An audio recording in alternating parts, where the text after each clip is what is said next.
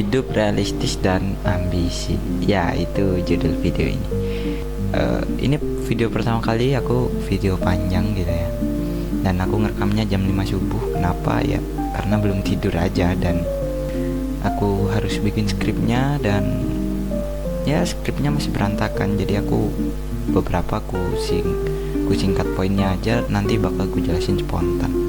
Ya, sorry kalau misalnya berantakan ya, dan ya itu disclaimernya. Oke, kita langsung ke videonya aja. Hai, kembali dengan kamera burik ini lagi. Kita sekarang hidup di zaman dimana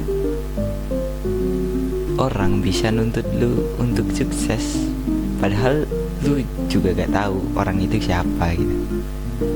Kayak misalnya contoh, lu miskin, lu goblok. Nah, orang ini siapa?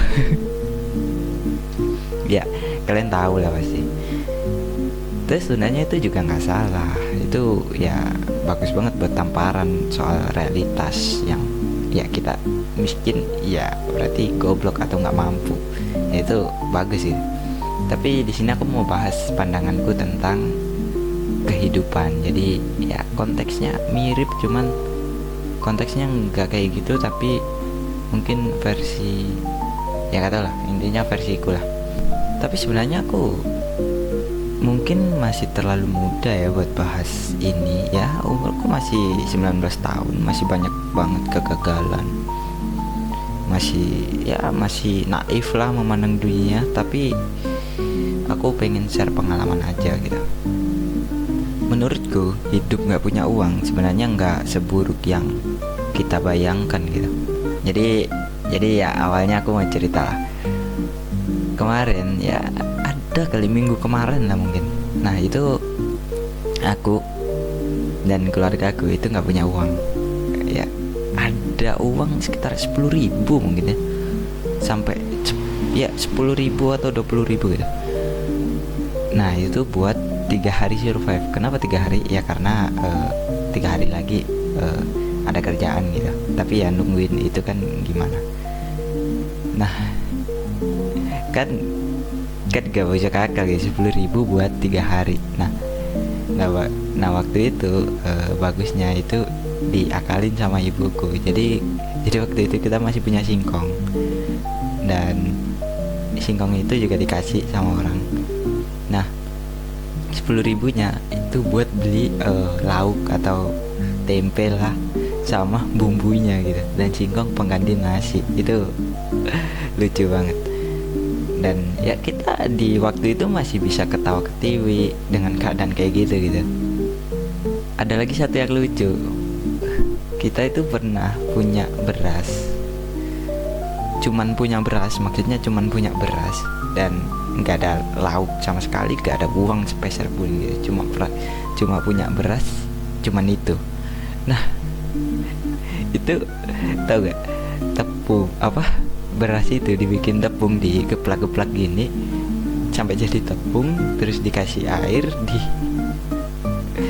dikasih kecap sedikit, dikasih garam sedikit biar asin, terus digoreng gitu. Jadi kayak terus itu dibuat lauk gitu, kayak itu lucu banget gitu. Dan itu nggak sekali kayak gitu, sering kali gitu.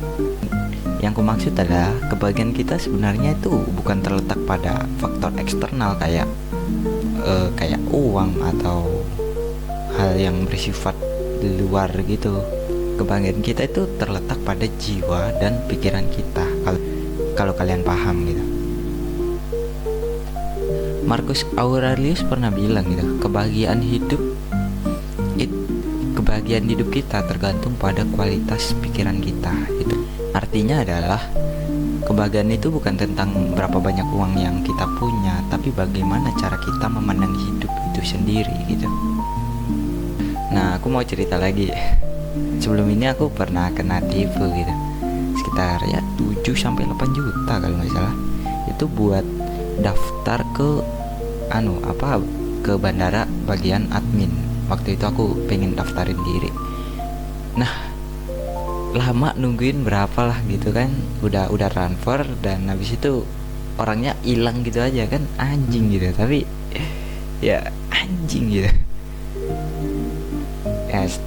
Setelah itu ya stres, pusing, uang segitu nggak dikit buat gua dan keluarga gitu. Jadi ya ada rasa frustasi parah gitu berapa minggu. Tapi akhirnya aku di situ akhirnya belajar menerima gitu, kayak ya udahlah, toh apapun yang terjadi waktu tetap berjalan gitu. Dan ya itu dan ya itu gak sehari 2 hari ya aku langsung kayak gitu, tapi ya butuh berbulan-bulan lah. Kita itu pernah bilang, bukan hal yang terjadi yang menyakiti kita, tapi cara kita menanggapinya. Ya maksudnya kayak misalnya ada hal terjadi gitu, bukan itu yang bikin kita marah, tapi reaksi kita mau marah apa enggak. Nah itu. Nah singkat cerita adalah kesempatan lagi gitu, di dunia kripto waktu itu. Jadi ada koin mau launching. Nah waktu itu aku akhirnya masuklah ke situ. Ya ada modal lumayan lah, nggak sebesar yang tadi. Ya udah aku ikutan. Terus 8 bulan setelahnya, setelah koinnya launching, nggak ada apa-apa, zong gitu aja gitu. Terus hilang lagi kan, kayak itu. Tapi karena waktu itu juga bukan pertama kali aku gagal, jadi akhirnya aku ya udahlah gitu, kayak oke, toh bukan sekali ini aku gagal, tapi ya tetap masih ada rasa kecewa lah, namanya gagal. Nah di sini makin dalam aku refleksi atau berpikir lah tentang itu. Akhirnya aku dapat kayak pencerahan, kayak tas gitu, pencerahan. Dan ternyata ya itu bukan selesai di titik lu udah menerima terus ya udah gitu. Tapi bagaimana lu mensyukuri dan menikmati apa yang ada dan apa yang lu usahakan. Jadi nah di sini kita masuk ke poin yang kedua, yaitu menikmati proses. Gimana cara menikmati proses? Ya sebenarnya nikmatin proses ya nikmatin aja gitu, kayak ya tinggal dinikmatin gitu. Contohnya gini, kemarin lu dagang dapat 10.000, nah sekarang lu dapat 11.000. Itu kan udah perkembangan, kemajuan, lebih bagus dari hari kemarin. Kok lu nggak seneng gitu? Misal lu rugi, tapi lu masih bisa ngopi dan bisa ngerasain kopi manisnya, pahitnya. Kenapa lu malah nggak bahagia dengan hal itu yang sederhana? Jadi yang ku maksud adalah menyederhanakan kebahagiaan itu sendiri. Jadi sederhanakan kebahagiaan itu bukan dari hasil yang lu dapat atau besar kecilnya hasil, tapi menikmati itu daripada menikmati itu ke prosesnya yang lu jalanin. Bukan berarti stop, kita harus tetap berjalan maju gitu, tapi nikmatinlah hembusan angin waktu lu berjalan gitu. Anjay. Ya kalaupun gak ada angin ya seenggaknya lu masih bisa nikmatin teriknya matahari gitu. ya terus satu lagi ya, ini yang sering banget gue bilang pada temanku gitu, kopi itu pahit, tapi pahit itu juga termasuk daripada rasa. Dan namanya rasa, gimana pun bentuknya tetap bisa dinikmatin gitu. Ya orang itu kadang terlalu melihat hasil sampai lupa bagaimana menikmati prosesnya, karena pandangan dia itu pada hasil, sedangkan hasilnya belum ada. Kita masih menjalani prosesnya, dia udah ngeliat yang belum ada. Jadi ya gitu. Satu lagi kutipan dari Stoicism. Ya sebenarnya aku bukan Stoa juga, tapi ya aku belajar banyak dari Stoa gitu, dari Stoik gitu.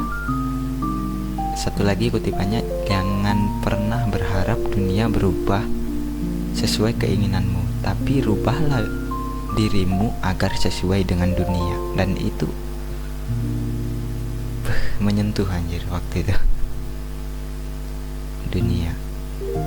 Jadi teruslah tumbuh, tapi nikmatin juga pertumbuhan itu, karena kalau cuma fokus hasil, kita bakal lupa betapa berharganya setiap proses kecil yang bawa kita sampai ke titik ini gitu.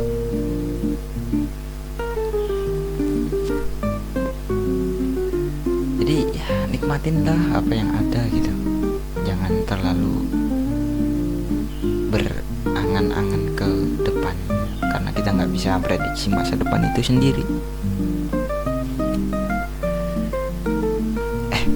Jadi intinya bukan untuk berhenti bertumbuh, tapi untuk menikmati pertumbuhan itu. Jadi ya so enjoy aja.